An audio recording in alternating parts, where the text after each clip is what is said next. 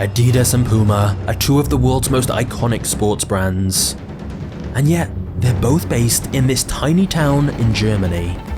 That's because these two companies share a very controversial history, filled with betrayal, sabotage, and a sibling rivalry like no other. Adolf and Rudolf Dassler were brothers, but they ended up starting rival shoe companies and becoming bitter enemies. The history of Adidas and Puma was like a lifelong chess match, where both brothers stopped at nothing to try and destroy the other. Even to this day, their family feud still divides the entire town where they were born, with one half backing Adidas and the other backing Puma. This is a story of lies, secrets, and corruption. It spans 2 world wars and uncovers how the founders joined the Nazi Party and produced weapons for Hitler's army. 2 brothers bound by blood, but driven apart by greed and ambition. This is the insane true story of Adidas and Puma.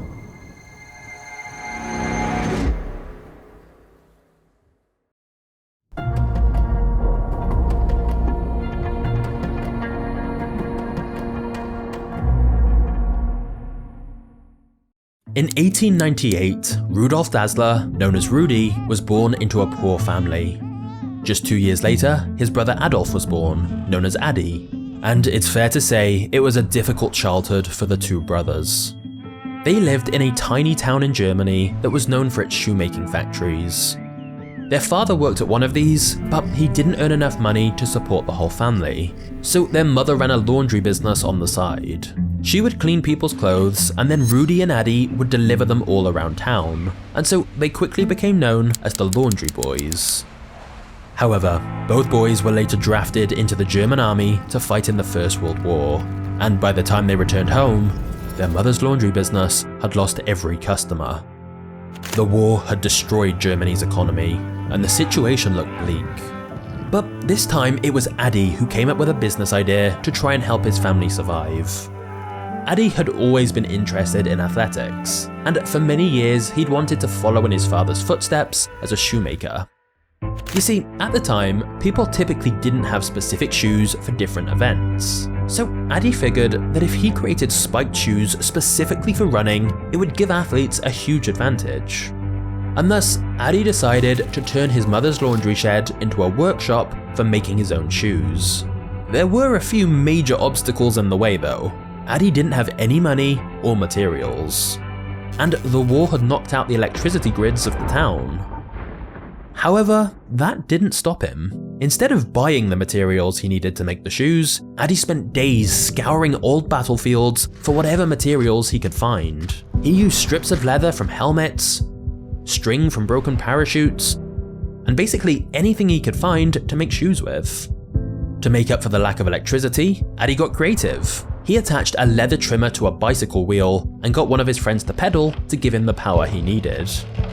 Thanks to Adi's improvisation, he was able to make shoes that were surprisingly durable, and they became popular in his town. He also became obsessed over every detail of the shoes, and experimented with all different materials and designs. It was clear his business had potential for expansion, and so Adi's brother Rudy decided to quit his job and come work with Adi. Rudy was much more extroverted and charismatic than his brother, so he would focus on sales. Meanwhile, Adi loved sports and was a perfectionist with the designs, so he would focus on manufacturing the shoes. And thus, it seemed like together, they would make a great team. So in 1924, they officially started the Dassler Brothers Sports Shoe Factory. Of course, nobody could have predicted that this joint venture would tear the family apart and lead to 2 global shoe empires.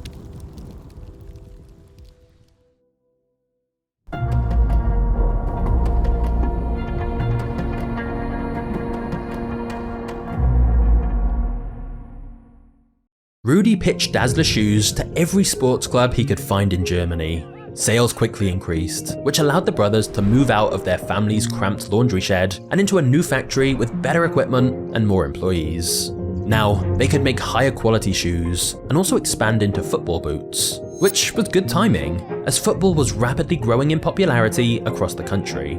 Rudy gave away free pairs to many football clubs, knowing that once they saw the quality, they'd want more. And so business was going well for the brothers. Adi kept improving the quality of his shoes, and Rudy kept selling them out. But then Hitler rose to power, and nothing would ever be the same.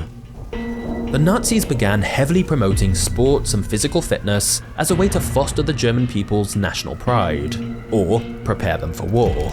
This led to an unprecedented amount of demand for sports shoes, and the Dassler brothers were there to profit from it. Both Adi and Rudy also officially joined the Nazi Party. Some may say this was a necessity at the time, if you wanted to run a business in Germany, but there does seem to be evidence that they were both genuine supporters of Hitler. Rudy was actually quite vocal about his strong political opinions in support of the Nazis. And while Adi was less vocal, he was heavily involved in the Hitler Youth. Either way, there's no doubt their sports shoe business massively benefited from the Nazi regime.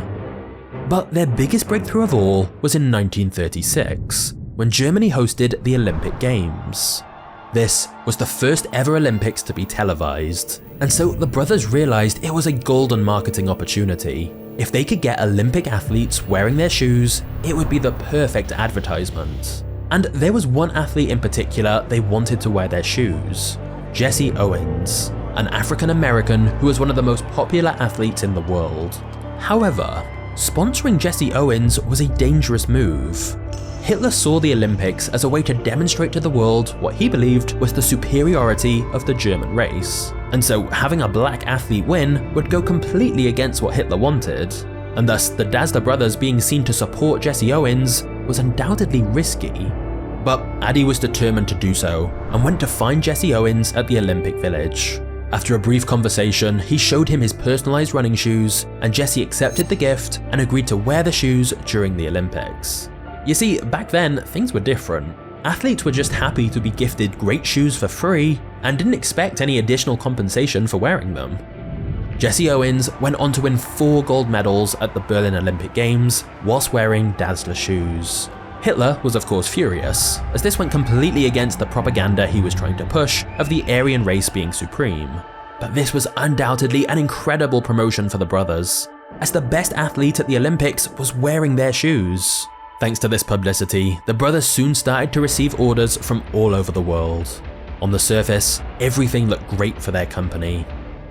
However, behind the scenes, tensions had started to grow between the two brothers, and the aftermath of the Olympics would be the beginning of the end.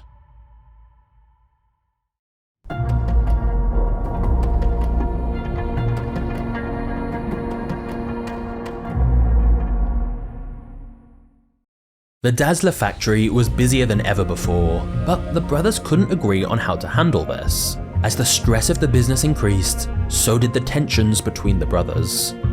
Rudy felt the business would be nothing without his sales efforts, while Adi felt the business would be nothing without his product. And things got more heated after World War II broke out, as every business was expected to contribute to the war effort, so the Dassler shoe factory became a manufacturer of boots and weapons for Nazi soldiers. Rudy saw this as a threat, because during the war, Adi was clearly in charge. He was the one who knew about manufacturing, and Rudy became paranoid that Adi was pushing him out of the business. This led to a lot of fights. But to make things worse, the brothers had invested in a property together, so they were both living in the same house along with their wives and children, and thus they were spending almost all of their time together and started arguing more than ever. One night when Allied bombs were being dropped on Germany, Adi and his wife went down to the basement for shelter. When he saw Rudy and his wife already down there, he said, "The bastards are back again." Now, Adi said he was referring to the Allies who were currently dropping bombs on them, but Rudy was convinced that Adi's comments had been directed to him and his wife. When the family came out of that basement, Rudy and Adi could no longer stand each other. Soon after, Rudy was called up to the army, whilst Adi was allowed to stay behind to operate the factory, which was now producing tank parts. But while on the front lines, Rudy became more convinced that Adi wanted to take over the company for himself. So he sent a letter saying he didn't feel Adi had the character to lead the company, and Rudy demanded his wife be his representative while he was away with the army, but Adi refused. The hatred between the brothers became so intense that Rudy reported Addy to the Nazi authorities, claiming that he was hoarding leather that should have been used for the war effort. As a result, Addy was briefly held and interrogated. After the war ended, the process of denazification began, where the Americans took German people to trial to find out if they'd committed any crimes during the war. Rudy was imprisoned due to suspicions of his heavy involvement in the Nazi regime, and he spent a year in a prisoner of war camp. During this time, he grew bitter that his brother wasn't doing anything to help him get released. In fact, the Americans later revealed that Rudy's arrest had been because of a tip-off they received, and so Rudy was convinced it was Addy who had turned him into the Americans to get rid of him. When Rudy was finally released from prison, Addy was going through his own trial, where he was suspected of war profiteering. And Rudy didn't miss the chance to testify against him. Of course, Addy denied everything, and eventually both brothers were cleared. But after everything that had happened, they were no longer brothers, they were sworn enemies. There were even rumors of an alleged affair between Rudy and Addy's wife. And this is the problem. There were so many allegations, it's hard to know exactly what's true. What we do know for sure is that after all the fights and betrayals, the brothers couldn't stand each other, and there was no way they could work together. And thus, in 1948, after months of bitter negotiations, Rudy and Addy split the company's assets and registered two separate companies, Adidas and Puma. And with both brothers fueled by revenge, they would spend the rest of their lives sabotaging each other's businesses.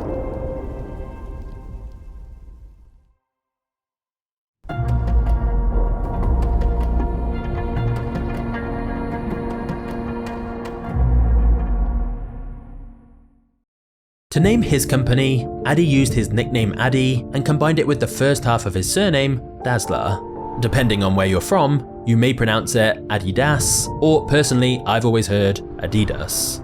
As for Rudy, he was also going to name his company after himself, so he initially called it Ruda.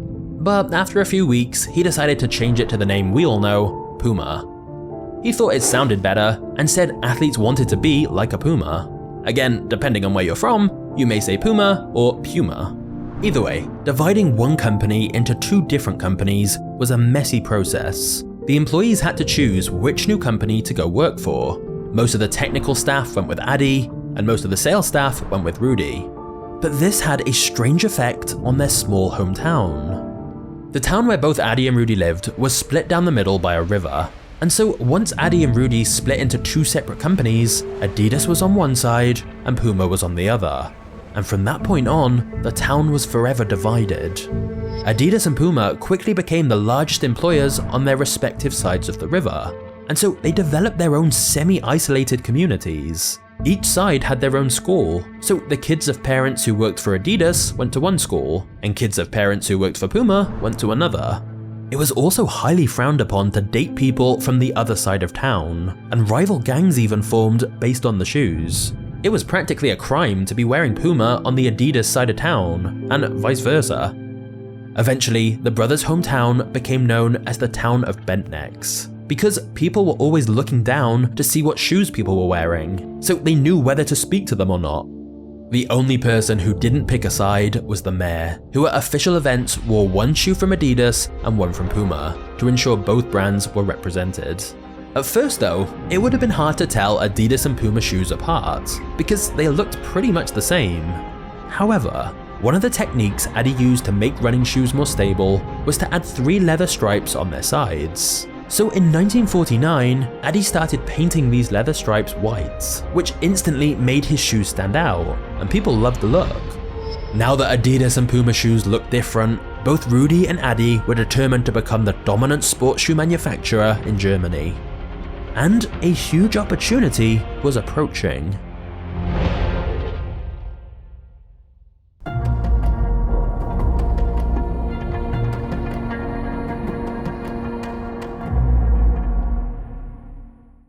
Germany was getting ready for their first World Cup since the war. Rudy personally knew the national team's coach, and so he tried to strike a deal with him to ensure the German team wore Puma boots during the World Cup. However, they couldn't agree on payment terms. Rudi was convinced the manager would back down eventually, but this completely backfired, as the manager struck a deal with Adi instead, and so the German team wore Adidas shoes. At first though, the German team seemed to be having a tough time, and so expectations were low. But then to everyone's surprise, they somehow made it all the way to the final.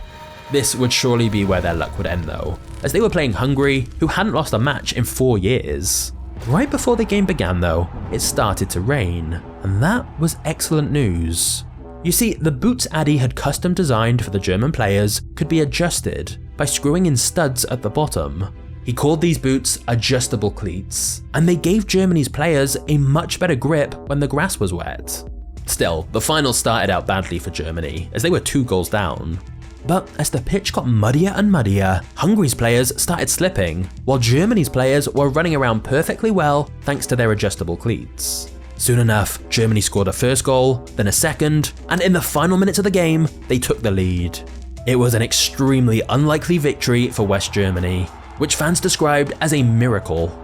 For the first time since the war, the people of Germany had something to feel proud of. It was one of the country's most uplifting cultural moments, and since the team had won wearing Adidas shoes, it turned Adi into a sort of national hero.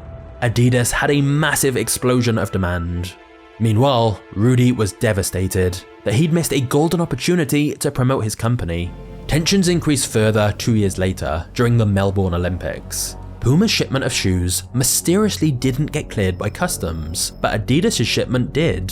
Rumors swirled that customs officers had been bribed by Adidas not to let Puma's shipment through, so that the majority of athletes would wear Adidas shoes instead. Rudi was furious that Adidas was getting the spotlight, and over the next few years, Adidas and Puma would try to outdo each other at every opportunity. Rudi and Adi's revenge-driven feud led them to aggressively expand their businesses. Both companies started selling their shoes abroad, and then they also started selling other products, like shorts, socks, and sneakers. Whatever one company did, so did the other. And with both companies expanding rapidly, the two brothers enlisted their sons to help them. So Adi's son, named Horst, started making decisions for Adidas, and Rudi's son, named Armin, started making decisions for Puma. With a new generation of Dazzlers, you may think the family drama would have cooled down, but instead, it was the opposite. Very soon, the sons would have their own reasons to hate each other.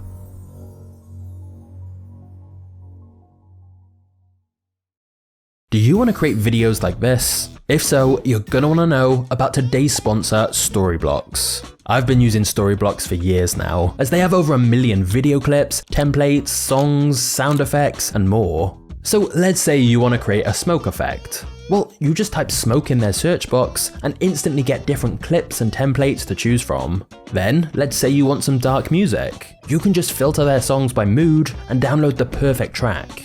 And because all Storyblocks downloads are 100% royalty free, you don't have to worry about copyright claims or getting demonetized. But here's why I really love Storyblocks. Normally with stock footage, you have to pay for every single clip. But with a Storyblocks subscription, you can get unlimited downloads at no extra cost. So it's much more affordable for creators. And it makes it way faster to create great videos, as everything you need is all in one place. So to get started with unlimited stock media downloads at one set price, head to storyblocks.com/magnates or click the link in the description.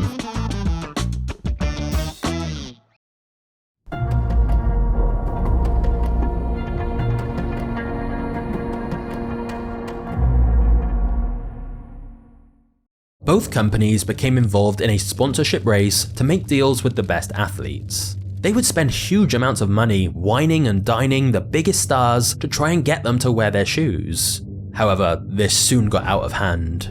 For the 1968 Olympics, Horst and Armin had wasted endless amounts of money by getting into bidding wars against each other to sponsor certain athletes. This massively drove up their costs and decimated their profits. So, before the 1970 World Cup in Mexico, they made a secret pact. You see, at the time, there was one athlete who they were both dying to sign, Pelé. Pelé wasn't just another football player.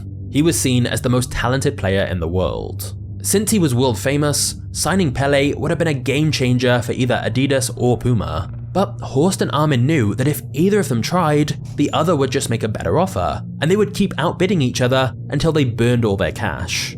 So, an agreement was made that neither Adidas or Puma would sponsor Pele. He was strictly off limits. So, you can imagine the shock and rage from the Adidas team when they turned on the World Cup quarterfinals to see Pele wearing a pair of Puma shoes. As the teams got into position for the opening whistle, every camera was pointed at Pele. And right before the game began, Pele asked the referee to stop for a moment. He then knelt down and tied his shoelaces. For those few seconds, Puma dominated millions of television screens all across the world. Without Adidas knowing, Puma had signed Pele in a deal worth over $125,000. And getting him to stop the game to tie his laces was literally the perfect advertising. Pele went on to lead Brazil to victory in the World Cup, which elevated Puma's global standing and made their boots global bestsellers for years to come. Obviously, Horst was furious that Armin had broken their pact. The Dazzler feud was back on and stronger than ever. Meanwhile, Adi and Rudy were now in their 70s. They still hadn't spoken in many years and continued to hate each other. In fact, even when Rudy was dying of lung cancer, Adi refused to see him or even go to his funeral. Adi himself died a few years later. Both brothers are buried in their town's graveyard, but at opposite ends. So even in death, they still remain divided. Hey legends, it's John here, creator of Magnates Media. Just wanted to quickly share some exciting news with you.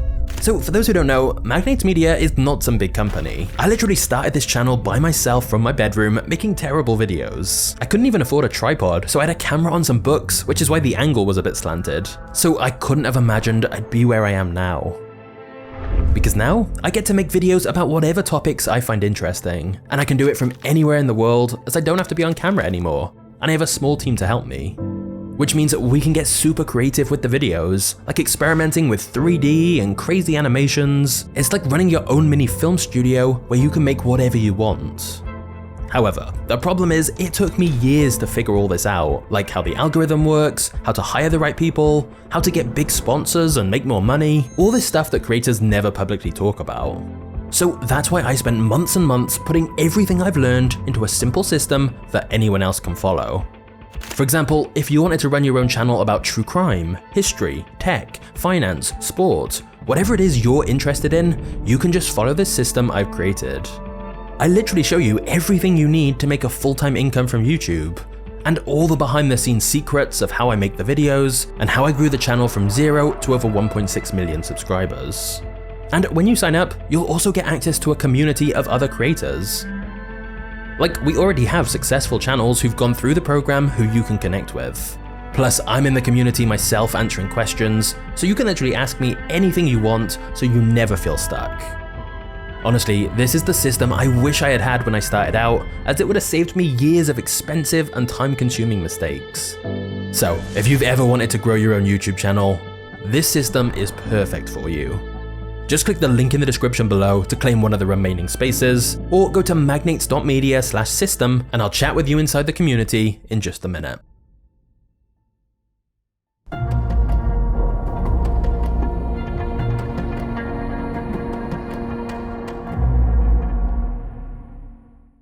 Both Adidas and Puma had lost their founders, and without them, their sons Horst and Armin had a tough time taking the lead. Under Horst's leadership, Adidas focused so much on sponsorship deals and outspending Puma that they spent almost all of their money and completely forgot about what their customers actually cared about. Meanwhile, Puma, under Armin's leadership, focused solely on expanding to Adidas's scale, which didn't happen, and their product quality suffered because of it.